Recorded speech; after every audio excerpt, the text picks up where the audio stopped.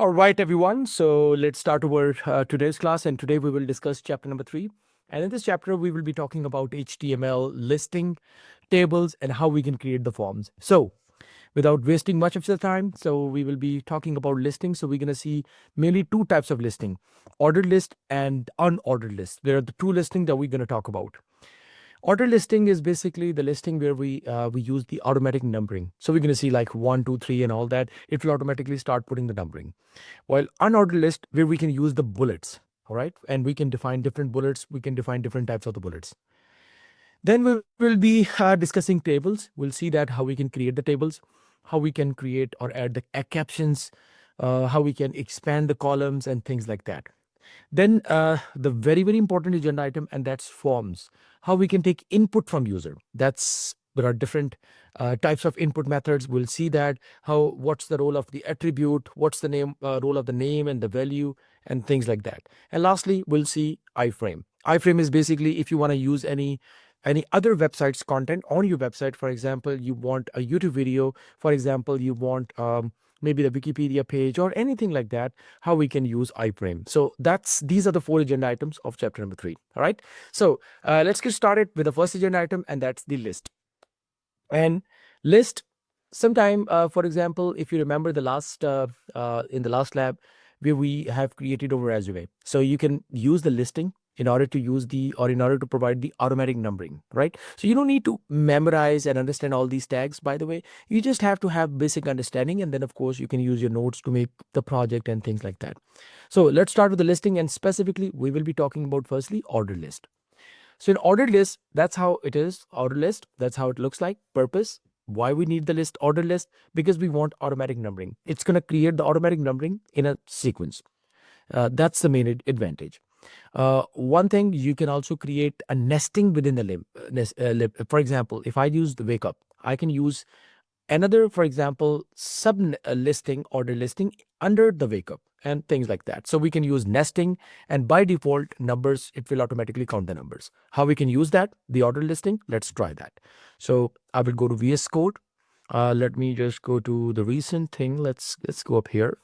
So we already have that. So let's see what I'm going to do. Let me clear everything. So what I'm going to do is, for order listing, I'm going to use the OL. OL stand for ordered listing, right? And then we order list will create order list, by the way, and whatever you want in the listing, that is called LI. It's called the line item. In the line item, for example, let's say I want to actually use the programming language. Says, for example, which programming language I'm expert of. So I can put a heading 1 here. Heading 1, my programming languages,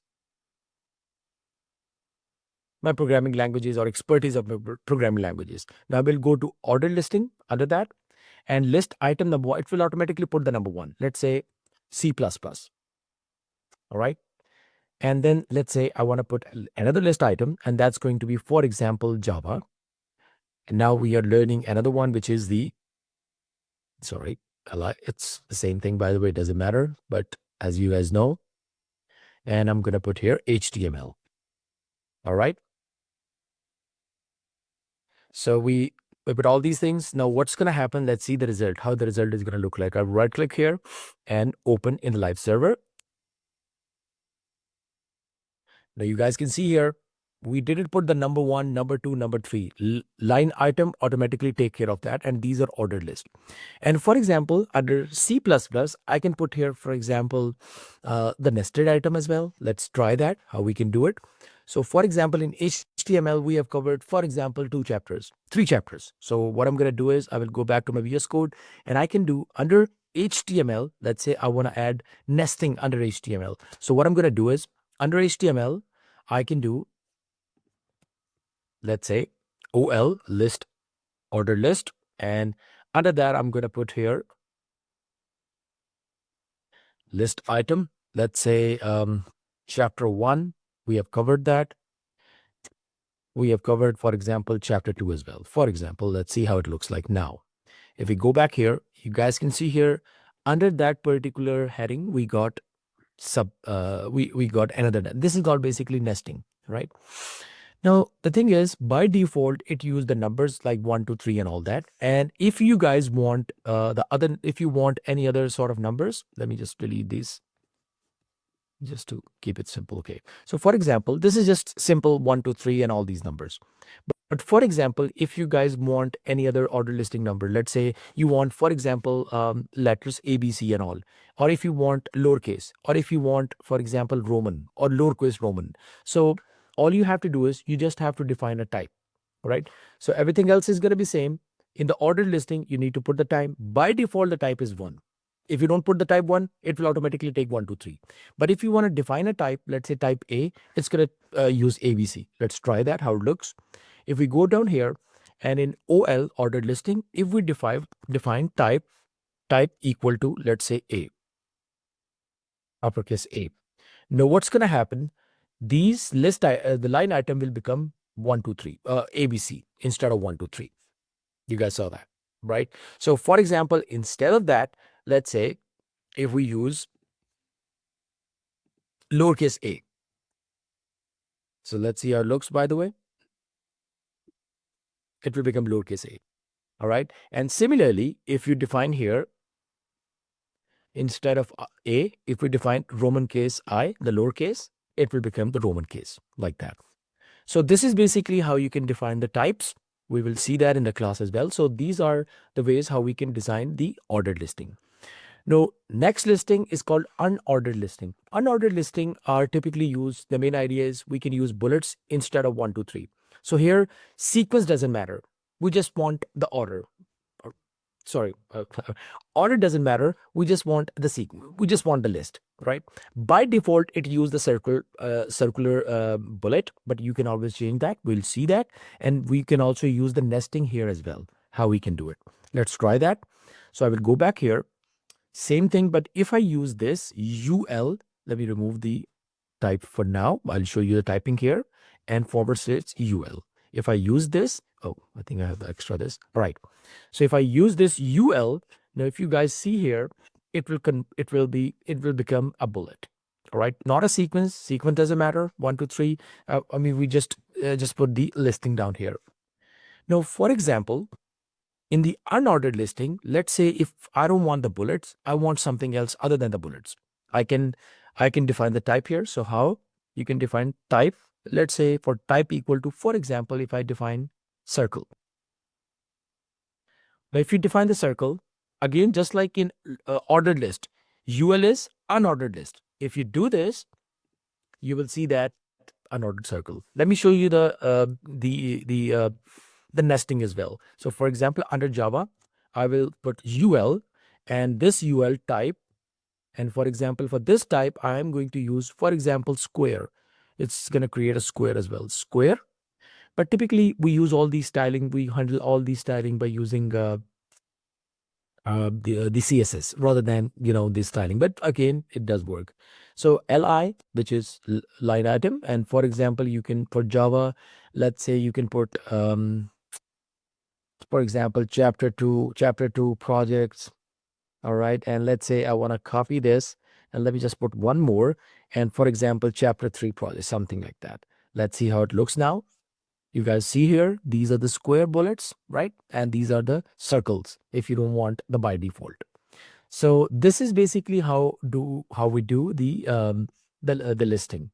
So far what we have learned, so we have learned how we can use the listing. We saw the ordered listing. We saw the types of order listing. Let's say if you want, other than the default 1, 2, 3, you can also use ABC or Roman English. Or for example, if you want unordered listing, so we can use UL instead of OL. And LI, which is the line item, and you can also define different types of unordered listing. So let's move on to the next agenda item, and that is table. So for example, if you want to create a table on your web page, how we can create tables so we can better organize the things. So in table, there are a couple of things that are very important. Number one, TR, table. The tag is table.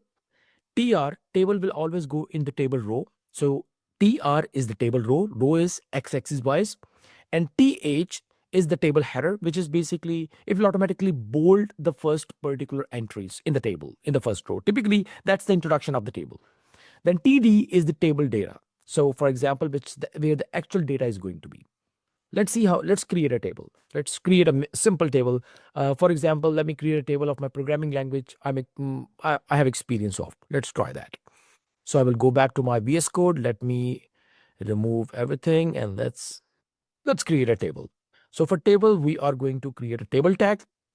And in the table tag, the first very important thing, as I mentioned earlier, we need to add a row, right? We need to add a row. So tr table row number one. So this is going to be row number one. Let me create, for example, it's up to you how many rows you want to create. Let's say I want to create a table something like this, 1, 2, 3. So it's going to have how many rows? 1, 2, 3. So I'm going to create 3 rows. So I will go back here, row number one. So I'm going to create 3 rows.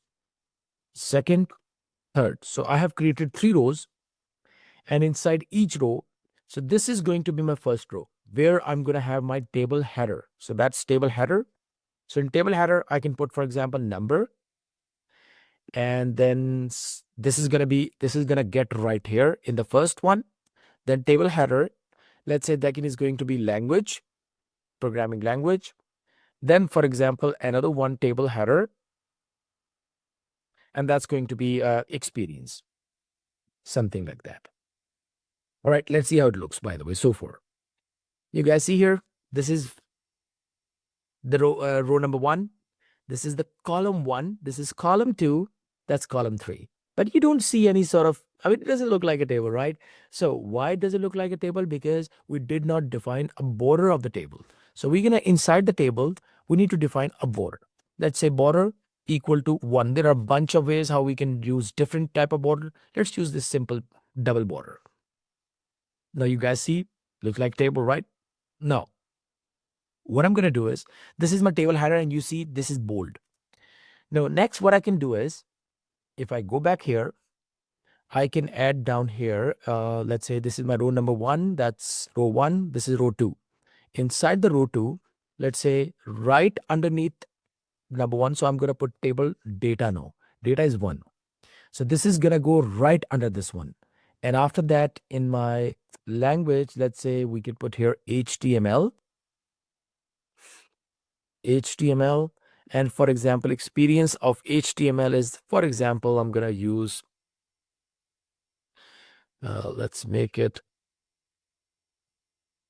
15 years, even though I've been doing it for a long time. Let's 15 years, right? 15 years. That's my experience. All right. Now let's see how it looks, by the way. You guys see here, number 1, language HTML, experience 15 years. Let's add one more heading. So rather than doing this, I can do this. I can copy the whole thing here, and this is going to go under the row 3. So you say the row 3, and right here, what I'm going to do is, this is going to be number 2 now. This is, for example, let's say Java, and this is, for example, 18 years. Now, if I go back here, that's how my table looks like. All right. So let's add one more row. So we got 3 rows. I can put one more row. Let me just add one more row here. I can copy the whole thing. Inside the table tag, I will add, and let's say this is going to be 3. And for example, this is CSS, 18 years, same. Let's keep it the same way. We got it now. So HTML, Java, CSS. So that's how over table can be created. All right, so I hope you guys understand it. Table row, table data, what's the advantage? Now, very important is table captions. Why do we use table captions? So it basically provides a description, and it comes right in the center, right? How we can do that, we'll see that.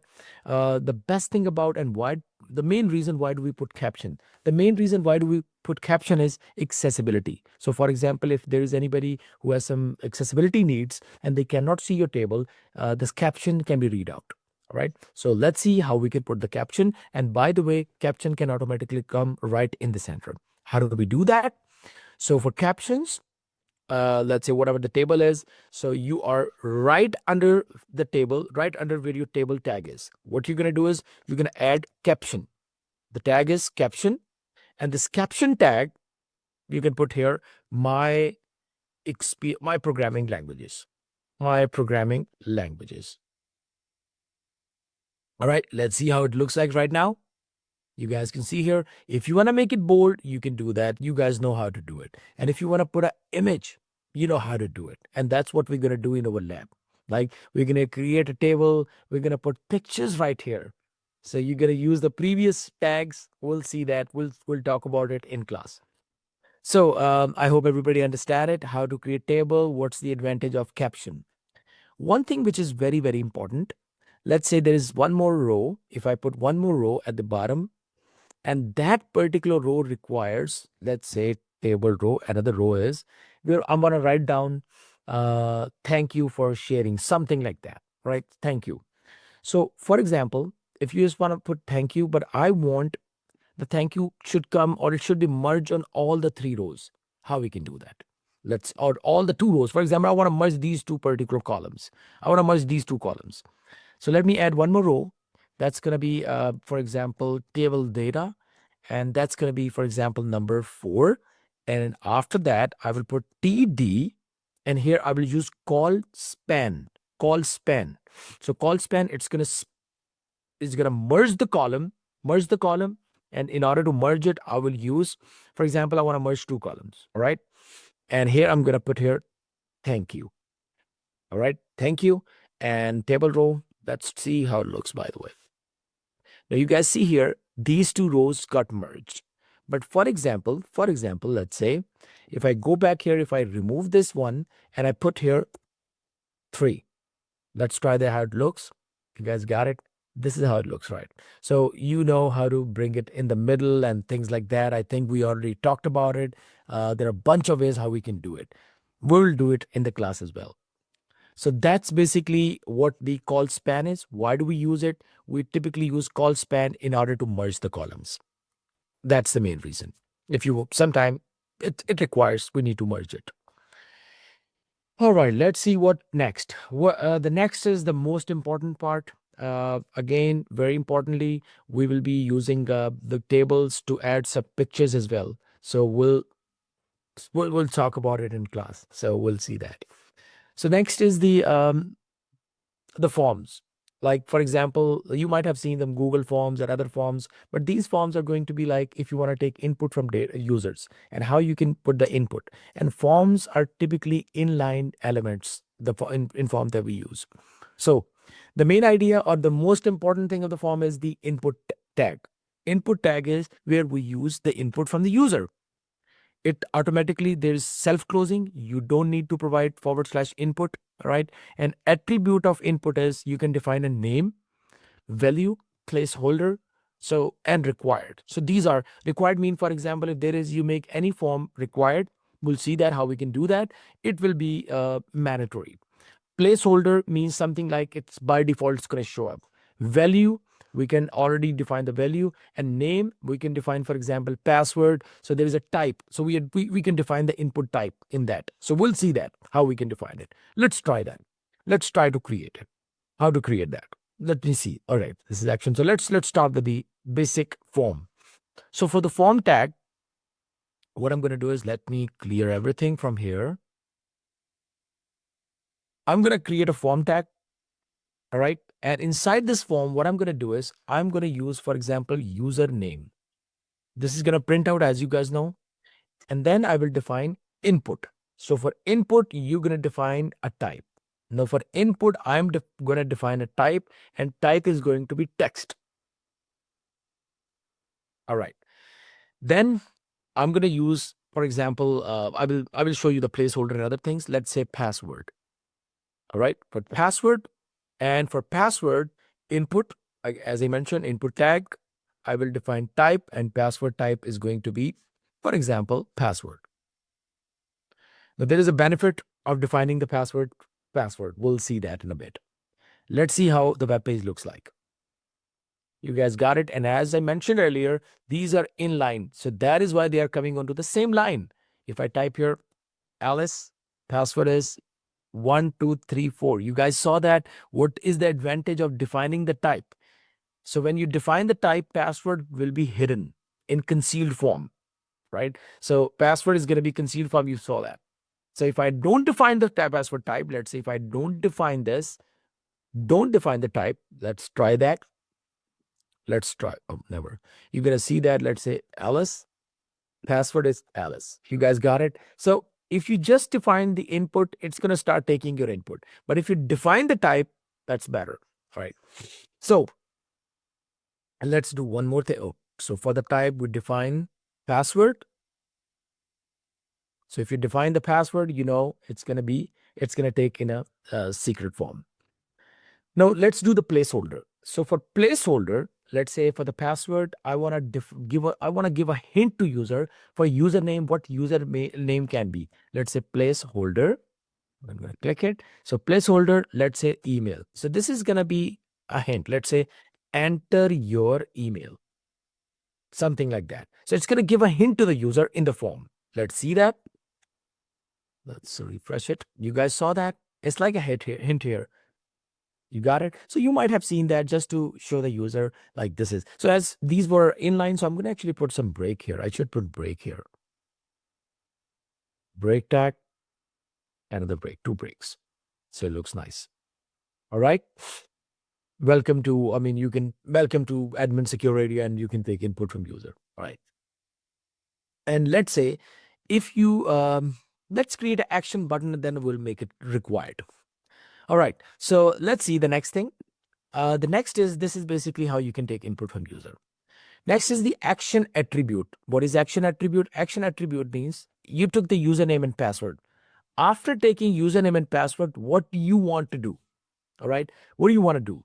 So specifically an action button, typically what happens, if you guys see here, we took the input username and password. After taking username and password, do you want to store it? Do you want to make a comparison with something? You need to define all these things. All right. So basically, we have to define in action, we need to define after taking input from user, what you have to do. That's the main idea. So let me go back to PowerPoint. Okay. So purpose is we specify the URL here, like what do you want to do, where the user input is going to be sent. If you don't define that, by default, it's going to store it on the same URL, same web page where the URL is. And typically we use PHP or Python in order to take input from user. We will do that in CSS and JavaScripting. You will see that we will create a proper web page, and that's going to actually make more sense to you. So when user enter anything, attribute will forward to the server, right? So whenever you enter username, password, you hit submit button, it's going to go to the user. Let's try that, how it typically happens. And let's do it. Let me show you. Let me go back here. All right, right here. So what I'm going to do is I'm going to actually put the form, let's say practically in form, what would be the action? Action is going to be after taking input, you can, for example, enter contact me, something like that, which is not, by the way, we need to put a PHP file typically here. And let's say what I'm going to do is I'm going to make the email as required. So if you want to make email as required, you're going to type here required, and required equal to true. So let me just make the view will drive. Okay. So now what's going to happen? Email is going to be true. So now, unless you enter email, it's not going to let you, go further. But how we can test it out? In order to do it, what I'm going to do is I'm going to add a button input button, and type of input is going to be submit. Now this will create a submit button. Let's see how it looks like. And as I mentioned, for input, we don't have to close the input. It doesn't require a closing tag.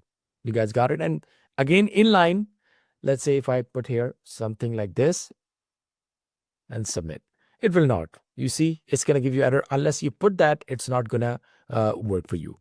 So we will put here Alice submit. Now it's going to go. And why did it say we didn't get contact me? Because the reason is we don't have that PHP page, right? That's why we got the error.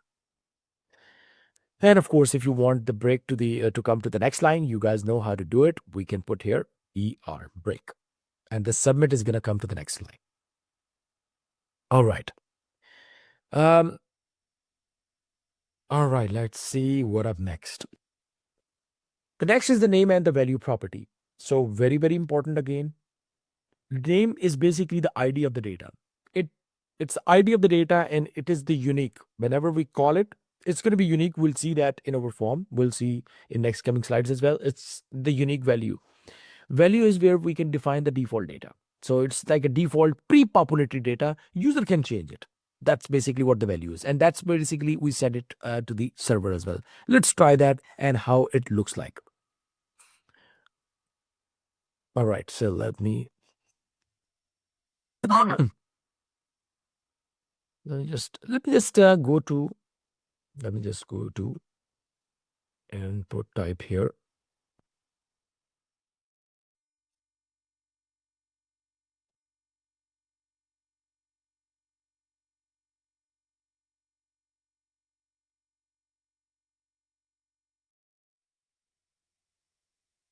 All right, so I'll say, okay, so for the value, so what we're going to do is, it's going to be very simple. So we are going to put let's try put the name first. So what I'm going to do is I'm going to remove these things for now.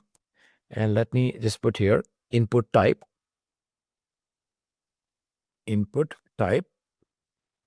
equal to text, again, text. And for example, now name, what is the name? Name is going to be username. So basically, this is not required, but this is basically for SEO ranking. So we can get the better ranking so they can understand what actually the name is going to be. So name is going to be username. And for example, the value which user can change equal to, for example, you can put John. All right. And let me close that. And it's a default value, by the way, which user can change it. Now, if we go back to the server, you guys can see here, John is pre-populated. You can change it. Let's say Alice. But we didn't create a submit button, so that's why it's not going to show up. But let's say if you add a submit button, so you're going to put here input type, and that's going to be submit. All right. So we just have to close the parenthesis and we got the submit button as well. But if you guys see this, so John is basically the value which is pre-populated and it can go to server. We can always change that. But the most important thing here, if you guys see down here, all right. So basically name is the ID. So name is the ID for the data. This tells what exactly you are collecting. So we'll see that. And it's basically just to better organize at the server side. All right, next is the label tag. Label tag is going to be very important because label can we can separately define the label, but these labels will become very helpful for our advanced forms. When we'll see that in the form, when we go to advanced, you'll see that label tag will be very, very important. What's the main purpose? What it does, the label tag typically adds some description. You will add some description to table tag. That's the main reason. And it's also semantic tag. Semantic tag is, you guys know that it's better for SEO. You can get the things done without the label tag, but this is for accessibility, for readability as well. Let's try that, the label tag. So what I'm going to do is, let's create, let me go back here. Let me delete everything. All right. So let me create a form. Let's say label. This is label for, now this label is for example, for email. So I'm going to put label for email. So this is label for email. And what I'm going to do is put a username. So username is going to print out, but this is for email. No, I'm going to put here input, and type is again, let's say text, and ID is ID equal to email. ID equal to email. And now you guys can put a placeholder if you want. This is again the same thing that we have been doing. Placeholder, ID is placeholder. And for this placeholder, what I'm going to do is, let's say this is going to be email, and you can make it required if you want. Let's make it required. Required equal to true. And then I'm going to close it. And then I'm going to put a password as well. So let's say this is the password. Again, the same way, input, we can do the same thing for password as well. Input and type equal to password. You guys know that it will take secretly, and I can put a break here as well if you want. Break. And you can put a break here as well if you want. If you want to put something else like a submit button, so we can do that. But let's try that, how it looks. Now, technically speaking, if you guys see here, it looks the same. So I told you guys, it's basically semantic. So you see the username, it looks a little better. Like, I mean, the same way how, I mean, it's up to you, of course. You guys can see here, that's the username. But now what will happen in SEO? It will tell this is basically the email. Now, ID is email. We already put the ID placeholder. You guys saw that. And this became mandatory, by the way. But email, this ID can be used only once. We'll see that this is going to be very helpful later on. But right now, here, for now, label is basically used for accessibility and basic description for SEO, search engine optimization, give you the better ranking. All right, let's do a couple of more things. Date tag. It's going to be a very cool tag, date. It defines the date simply. Let's try that. And let me just go back here and you will see that it will create a great idea for the date. Let me go back here. Unless you want the previous thing, let's say. So for form, what I'm going to do is I'm going to just define, let's say, date. You can also define the label for date as well. All right. For date and input is going to be type equal to date. Just like we define the password. For password, it's going to actually give in that form.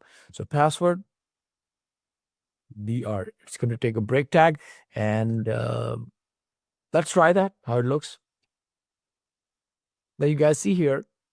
If I click right here, it's going to give me like very fancy sort of date, right? So you can see the whole calendar right here rather than asking him. Now in our next coming when we get to the CSS, you're going to see that we can customize the date tag as well. It's going to be much easier for you. You guys can create the I mean, we will create more fancy dates as well. Okay, so let's see. Let's move on to the next. So the next tag is file. So for example, if you want to upload the file on a specific area, so how we can do that? Very simple. You can go back to this. You can type here, for example, right here. After that, you can put here file upload. Upload your file here. Upload your resume. Something like this. And now you can define here. Upload your resume here. And let me just do this. Input. This is input tag. Now you're going to define what type file. So file is basically the type which will allow you to, it will create a browse button. Let's see that. You guys got it? Up your resume. If I click it, it will allow me to upload the file. Let's say if I upload this file and open, file has been uploaded. But the problem is there is no submit button. You need to create a submit button, and that submit button need to be programmed where you want this particular file to be uploaded on your server, right? We'll do that later on. All right. All right, let's see. This is the input file. The next is color. For example, sometimes you need the color picker for customer. Let's say you're booking a Tesla, right? A car. So it gives you option how which colors are available, or you can pick and create your own color. How we can give a color tab. This is again an input type. So we just have to add here. Let's say you can put a color, and what color. For that color, you can say input. What input type is equal to color. So now you will see it's going to give you RGB color model, the whole thing here. Let me just put up a break. Now, if you guys see by default, it's a black color. If I open up, I can see the whole RGB model. I can move it and I can pick any other color of your choice, whatever the color you want. And you can use this dropper as well. And this dropper is going to allow you to pick any color of your choice. Let's say I can pick this, right? So that color. So this is like how you can pick up a color. We'll see later on a couple of more things. All right. All right. Next is the oh right. So let me just fix this. Okay. All right. Next is the range. Range is, for example, when you're defining, let's say, how good you are with a specific programming language. You can define like a range button, something like this. It's also basically input type, simple. You can define, let's say, range. All right. And then for this range, input is range. Input type, and that type is range.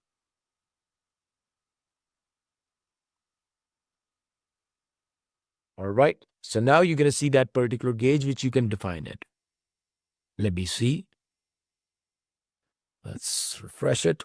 Now you guys see here. So you can define it, and you can, of course, put the things like that. For example, maybe program it with the colors and things like that. We'll see that later on when we use the CSS. Let me just put a break here so you guys can see it better. All right. All right, folks. So let's move on to the next part. These are very, very small tags, so I believe it should not be very hard to understand. A button. How you guys can create a button. So to create a button, very simple. You guys can just like Submit can automatically create a button, but you can specifically create a customized button. How we can do that? Simple. Let's say whatever you want on that particular button. So let's say click me, something like that. And for click me, I'm going to put input. What input type of input is going to be? Button. Button. So button is basically the type. And now you guys will see it will create a button. And then I will see one more thing. So you guys can see here, this is like a button. Let me see. I did not put a button, but I didn't put a value in the button as well. So let me go back here and let's put a value in the button. So value of the button is equal to click here. So that's going to be the value inside the button. Otherwise, the button is not going to show up. So once you see the value of the button, so this is basically the text that will be that will display. But we have already saw that. Submit, we already saw the submit. I think we already saw the submit button. So we know how to create a submit button. So yeah, we already talked about it. Let's say after taking input, what to do that. Now, very important, that is the radio button. What is radio button? Radio button is you can give multiple options, multiple choices to the people. Like, for example, pick your favorite language, MCQs, or things like that. How we can create on our web page. So in order to do that, so what I'm going to do is let's see for the radio button. Let me just click here. H1 radio buttons. All right. So for radio buttons, we basically use input type, and that's called radio. Let's try that. So it is input, and we're going to define a type. You can also define the details outside as well, just like here in colors and all that. But let's make it more fancy. So for input type, what is the type? Type is radio. It's called radio buttons. For radio, no, we will define the labeling and all that. You're going to see the better understanding of all those. Let's say radio, let's say name, and name is going to be gender. All right, that's going to be ID, the name ID, which we have already talked about. If you guys go back here, you see there was basically the name that we talked about, the name and the value, and name is the ID of the tag. It identifies the form of element. So you will see that here, the name, the benefit of the name in the radio. Okay, let's try that. All right, so I have defined name is gender, and gender value, the value of gender equal to male. So this is going to be my first option. All right. And let me create one more. I'm going to copy the same thing. And this time, the second is, again, name is the ID, and that's the gender. And second is going to be, for example, I will pick female. Then third, again, gender, and it's going to be other. All right, others. Let's see how this button is going to look like. Let's try that. You guys see here, 3 buttons I showed up, but there was nothing on it. Nothing on it. Bunch of ways how we can do it. One of the easiest way to do it, and I will create the easiest way first, and then we can create labels. One of the easiest ways, I can put here, let's say, male. All right, and then we can put here BR tag. Then I can put here female, and we can put BR tag here, just like we did the other one. We see that input tag and whatever this information is all about. All right, and then this is going to be others. something like that. Let's see how the website is going to look like. You guys saw that. Now, the thing is, you can also create labels out of it, labels as well. And now, right now, what's the problem? The problem is if I click it, it does not let me click multiple options. You guys see, I can only click one. Why it is so? The main reason is that here, because if you look at in my code, radio button right here, let me delete all these things so you will not get confused. So if you guys see here, the problem is name is the ID and that is gender. Gender ID is only one. It can be used only once, right? So one value can be added. If I, for example, in the radio button, I can put here gender 1 and that's it, this is gender 2. Now you will see that it's going to allow me to do multi-selection because I created different IDs. So let's see. If I go back here, click male, female, others. You guys got it? So it allows me to create multiple IDs. But if I just want only one ID, let me delete it. So gender can have only one value. So you can use gender wherever you will use gender, the name gender. It's going to be only one option and it will relate it with that particular name. No, it will not let me select multiple options. Right. So we can also connect the ID if you want to connect the ID. So we can also connect the ID with other options. We can do that. For example, you can create an ID and that ID can be used only for that particular mail. You can do that, but in order to do it, you need to create the labels. We're not gonna do that complexity unless you want it, but let's see. Next is the checkbox.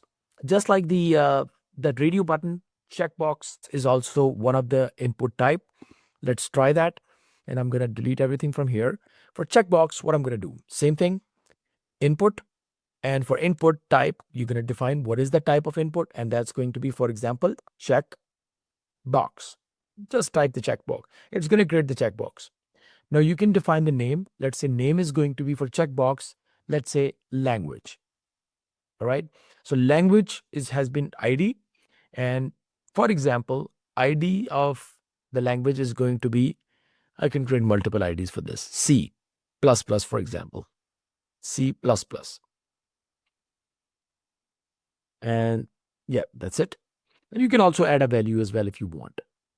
For value of C, I think we need to add the value if you want. But let's see, this is going to be, let's say, for example, C language, C++. And the other one, I'm going to create another box. And that's going to be, for example, C#. We can use this C#. And this is going to be C# to be the ID, and that's going to be language. And let me create one more, which is HTML. That's going to be HTML ID is HTML. And this is going to be HTML. Let's see how our checkbox are going to look like. All right. So you guys see here, we got some check marks, right? And now you will see that why it is letting us to select multiple. The main reason is we have specifically created the ID. You guys saw that I have created the ID C++. That's a separate ID. You can remove it. It's a separate ID. I can remove it. And let's see how it looks. And this is a separate ID that I have created.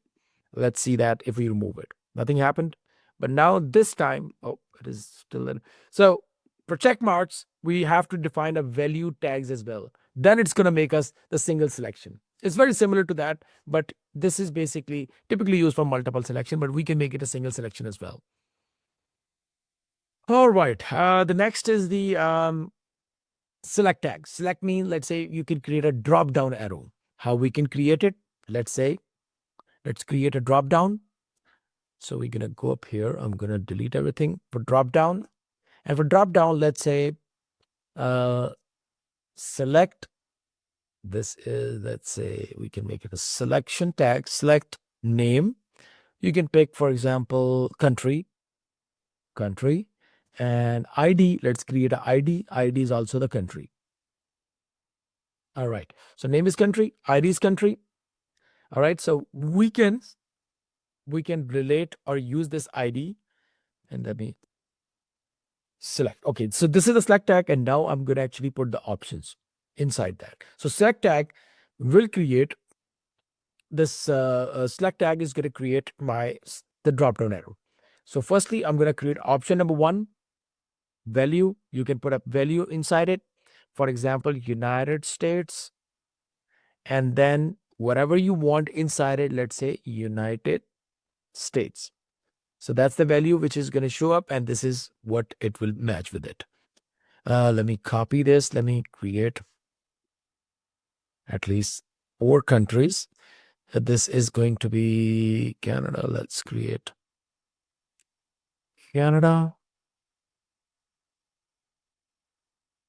All right. And this is going to be Canada. And this is, for example, Germany.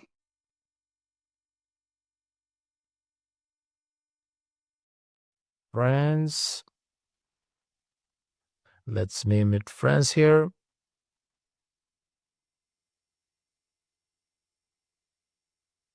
And this is, for example, United Kingdom. So this is also United Kingdom.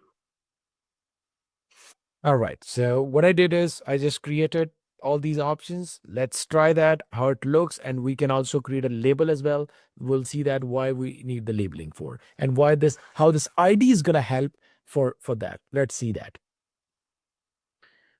All right. So you guys see here, by default, the first one was showing up and all that. And let me show you one thing now. Now, for example, if I create a label, so if you guys create a label, you're gonna put a label before, just before the selection tag, type label. Right, inside the label, I can put label for what? For country. So I have defined the label for country.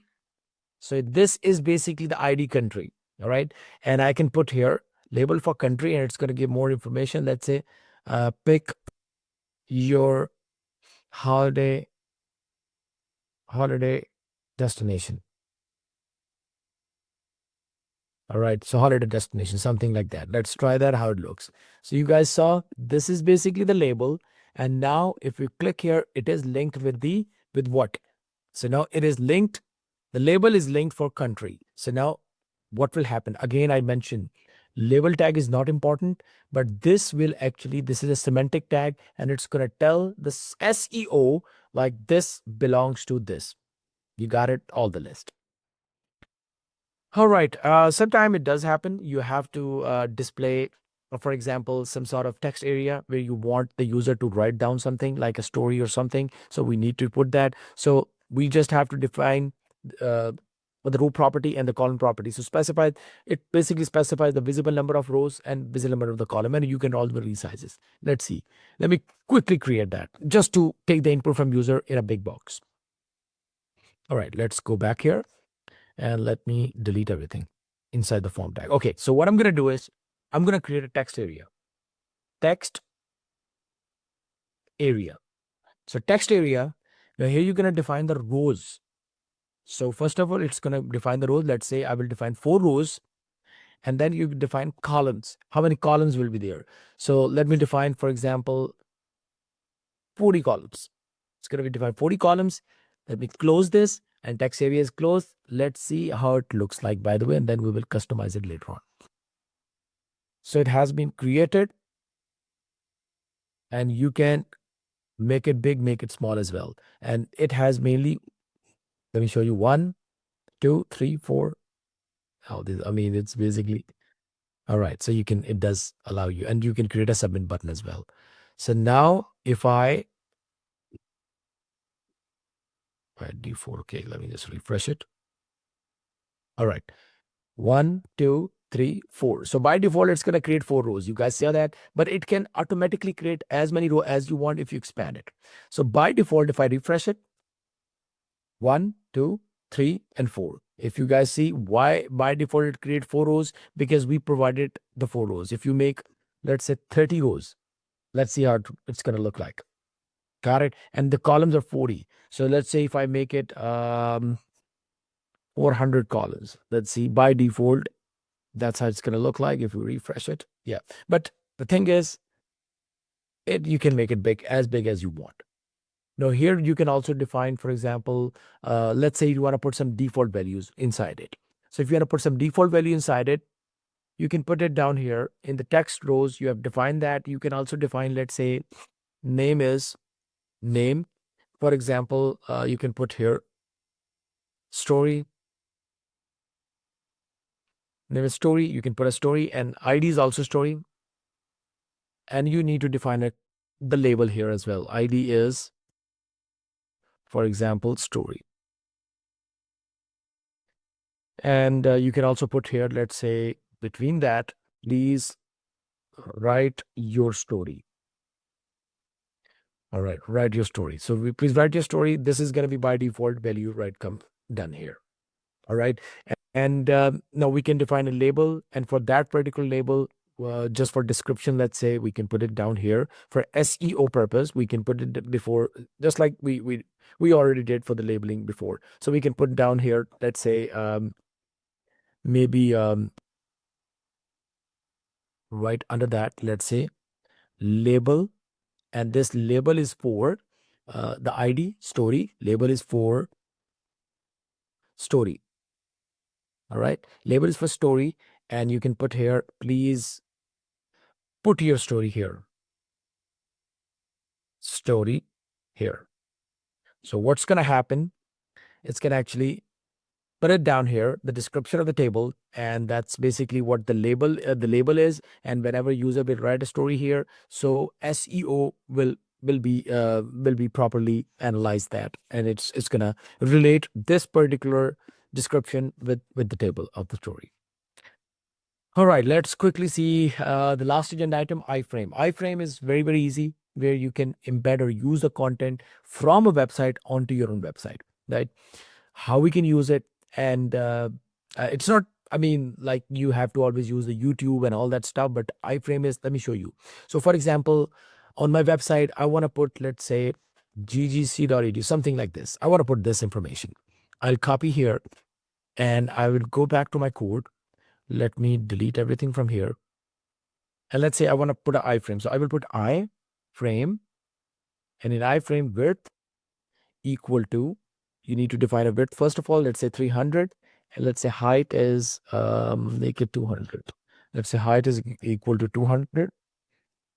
And let's say I want to define a source. That's the attribute. Source is going to be this. And after that, I want to close my iframe.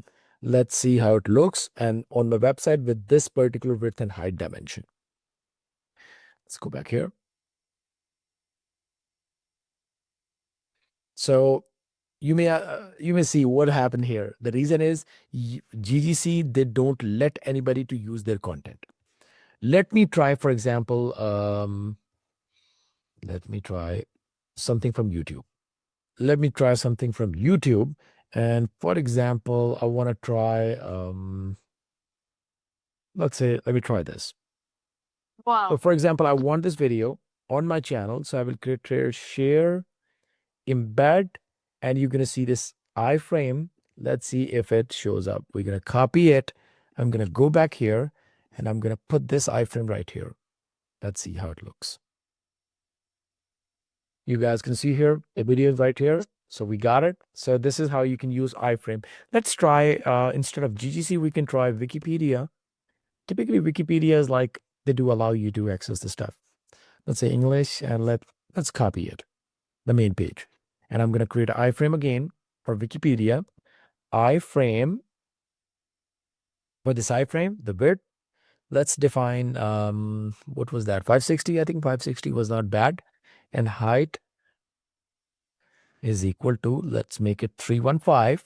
And after that, I'm going to put a source, and source is equal to Wikipedia. Wikipedia, typically they don't, they don't have any issues with the content redistribution.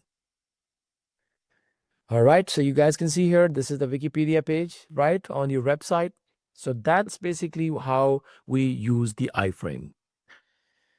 So that concludes our chapter number 3, where we have discussed the listing, how we can use listing. We're going to work on the lab, so it's going to make more sense to you when you will be using the listing. Then we saw the table tags. Then we also saw some of the input tags and form tag, in fact. And lastly, we just discussed the iframe. Thank you so much, everyone, and see you all in class. And if there would be any question, please do let me know. Thank you so much.